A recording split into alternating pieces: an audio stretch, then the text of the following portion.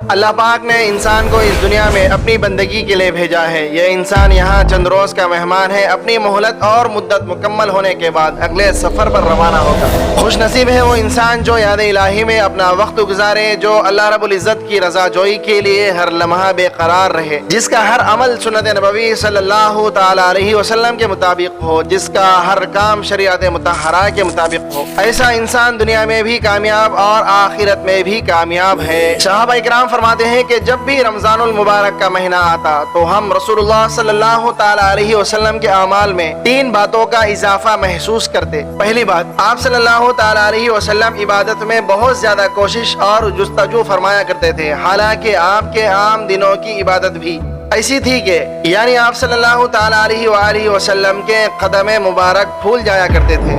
تاہم رمضان المبارک میں آپ صلی اللہ تعالی علیہ وسلم کی یہ عبادت پہلے سے بھی زیادہ ہو جایا کرتی تھی۔ دوسری بات، آپ صلی اللہ تعالی علیہ وآلہ وسلم اللہ رب العزت کے راستے میں خوب خرچ فرماتے تھے، اپنے ہاتھوں کو بہت کھول دیتے تھے، یعنی بہت کھلے دل کے ساتھ صدقہ و خیرات فرمایا کرتے تھے۔ تیسری بات، آپ صلی اللہ تعالی علیہ وآلہ وسلم مناجات میں بہت ہی زیادہ گریہ وزاری فرمایا کرتے تھے۔ ان 3 باتوں میں رمضان المبارک کے اندر تبدیلی معلوم ہوا کرتی تھی۔ عبادت کے اندر جستجو زیادہ کرنا، اللہ رب العزت کے راستے میں زیادہ خرچ کرنا اور دعاؤں کے اندر گریہ وزاری زیادہ کرنا۔ ہم رمضان المبارک میں ان اعمال کا خصوصی اہتمام کریں، عبادت کے ذریعے اپنے جسم کو تھکائے۔ ہمارے جسم دنیا کے کام کاج کے لیے روز تھکتے ہیں، زندگی میں کوئی ایسا وقت بھی آئے کہ یہ اللہ رب العزت کی عبادت کے لیے تھک جایا کریں۔ کوئی ایسا وقت آئے کہ ہماری آنکھیں نیند کو ترس جائیں اور ہم اپنے آپ کو سمجھائیں کہ اگر تم اللہ کی رضا کے لیے جاگو گے تو قیامت کے دن اللہ پاک کا دیدار نصیب ہوگا۔ یہ آنکھیں آج جاگیں گی تو کل قبر کے اندر میٹھی نیند سوئیں گی۔ موت کے بعد ہے بیدار دلوں کو آرام، نیند بھر کر وہی سویا جو کہ جاگا ہوگا۔ تو یہ جاگنے کا مہینہ آ رہا ہے، ہم اپنے آرام میں کمی پیدا کر لیں، یوں سمجھے کہ یہ مشقت اٹھانے کا مہینہ ہے۔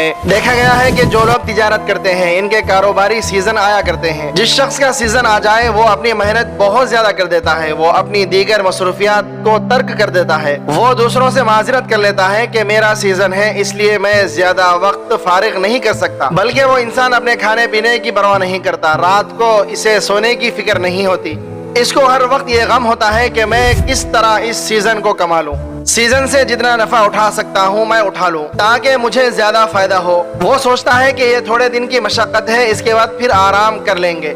اسی طرح رمضان المبارک نیکیاں کمانے کا سیزن ہے۔ جو لوگ اپنے گناہوں کو معاف کروانا چاہتے ہیں، اللہ رب العزت کا قرب حاصل کرنا چاہتے ہیں، اللہ رب العزت کی معیت کے حصول کے لیے بے قرار رہنے والے ہیں، ان کے لیے یہ مہینہ ایک سیزن کے مانند ہے۔ انہیں چاہیے کہ جب وہ روزہ رکھے تو ان کا روزہ محض کھانے پینے سے رکنے تک محدود نہ ہو، بلکہ روزہ دار کی آنکھیں بھی روزے دار ہو، زبان بھی روزے دار ہو، کان بھی روزے دار ہو، شرمگاہ بھی روزے دار ہو، دل و دماغ بھی روزے دار ہو۔ جب اس طرح ہم سر کے بالوں سے لے کر پاؤں کے ناخنوں تک روزے دار بن جائیں گے تو افطار کے وقت جب دامن پھیلائیں گے تو اللہ رب العزت ہماری دعاؤں کو قبول فرمائیں گے۔ رمضان المبارک کا مہینہ عجیب برکات کے نزول کا مہینہ ہے، یوں لگتا ہے کہ برکات کے دروازے کھول دیے جاتے ہیں۔ حدیث پاک میں آتا ہے کہ رمضان المبارک کے آنے سے پہلے جنت کو خوشبوؤں کی دھونی دی جاتی ہے، جنت کو ایمان والوں کے لیے سجایا جاتا ہے، اور جب پہلا رمضان کا وقت ہوتا ہے تو اللہ رب العزت جنت کے دروازوں کو کھول دیتے ہیں، فرشتوں کو فرماتے ہیں کہ آج کے دن جنت کے دروازے ایمان والوں کے لیے کھول دیے جائیں۔ گویا ایمان والوں کے لیے جنت اس طرح سجائی جاتی ہے جیسے دلہے کے خاطر دلہن کو سجاتے ہیں۔ حدیث مبارکہ میں آتا ہے کہ حضور نبی کریم صلی اللہ تعالی علیہ وسلم دعائیں مانگا کرتے تھے کہ اے اللہ، شعبان میں ہمارے لیے برکت عطا فرما اور ہمیں رمضان المبارک تک پہنچا، یعنی رمضان تک پہنچنے کے لیے اللہ پاک کے پیارے حبیب حضرت محمد مصطفیٰ صلی اللہ تعالی علیہ وسلم دعائیں مانگا کرتے تھے۔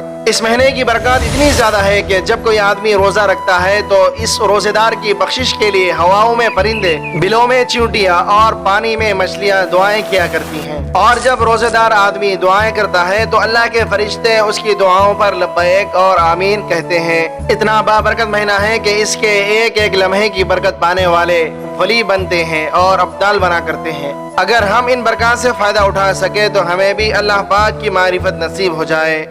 رمضان المبارک ایمان والوں کے لیے بہار کا مہینہ ہوتا ہے۔ جس طرح بہار کے مہینے میں ہر طرف خوشبو ہوا کرتی ہے، درخت ہرے بھرے ہوتے ہیں، پھول کھلے ہوئے ہوتے ہیں، باغوں میں جائے تو فضا مہکی مہکی ہوتی ہے، کیوں ہر بندہ کہے گا جی بہار کا مہینہ ہے، ہر طرف سبزہ دکھائی دے گا، ہر طرف خوشبوئیں ہوں گی، فضا خوشبوؤں سے بھری ہوئی اور لدی ہوئی ہوگی، اس لیے کہ وہ بہار کا مہینہ ہوتا ہے۔ اسی طرح رمضان المبارک اللہ رب العزت کی رحمت کا مہینہ ہے۔ اس کی صبح میں رحمت، اس کی شام میں رحمت، اس کے تہجد کے اوقات میں رحمت۔ جو انسان اپنے گناہوں کو بخشوانا چاہے اور اللہ رب العزت کو راضی کرنا چاہے، اس کے لیے یہ سنہری موقع ہے، شاید گولڈن چانس یا سنہری موقع کا لفظ اسی مقصد کے لیے بنایا گیا ہو، کیونکہ یہ لفظ اس موقع پر بالکل فٹ آتا ہے۔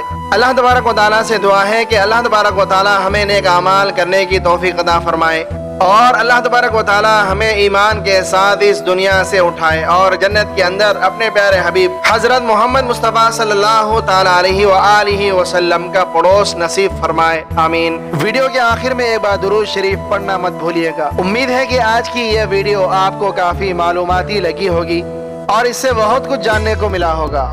اگر ویڈیو اچھی لگے تو لائک کر کے ہمارے چینل کو سبسکرائب کر دیں اور کمنٹ باکس میں کمنٹ کر کے اپنی آراء سے بھی آگاہ کیجیے۔